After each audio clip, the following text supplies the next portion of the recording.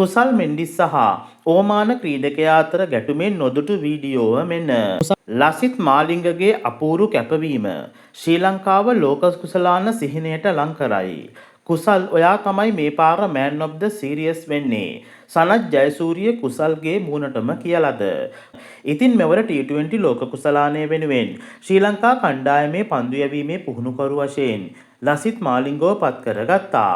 ඉතින් ඇත්තරම ශ්‍රී ලංකා ක්‍රිකට් ගැන පට්ට කැප්පුමක් තියෙන ශ්‍රී ලංකා ක්‍රිකට් කෙසේ හෝ ගොඩ දාන්න වෙරදරන ලෝකේම කතාබහට ලක් කරන ලෙජන්ඩ් කෙනෙක් තමයි ලසිත් මාලිංග කියන්නේ. ඉතින් ඔහු පුහුණුවීම් කරන විට ක්‍රීඩකින්ම දිරිගන්වමින් ඉතා කැපවීමෙන් ශ්‍රී ලංකා ක්‍රිකට් ගොඩ දාන්න මහස්සේ වෙහෙස වීඩියෝව දක්නට ඇති.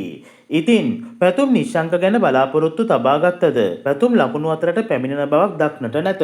ඉතින් කුසල් මෙන්ඩිස් හට බැන බැන සිටියද මෙම තරඟාවලියේ ෆෝම් එකේ ඉන්න ක්‍රීඩකයෙක් වන්නේ කුසල් මෙන්ඩිස්. අයර්ලන්තයේ සමග තරඟයේදී මෙන්ම ඕමාන තරඟයේදීද අර්ධ ශතක දෙකක් රැස් කිරීමට කුසල් මෙන්ඩිස් සමත් වුණා.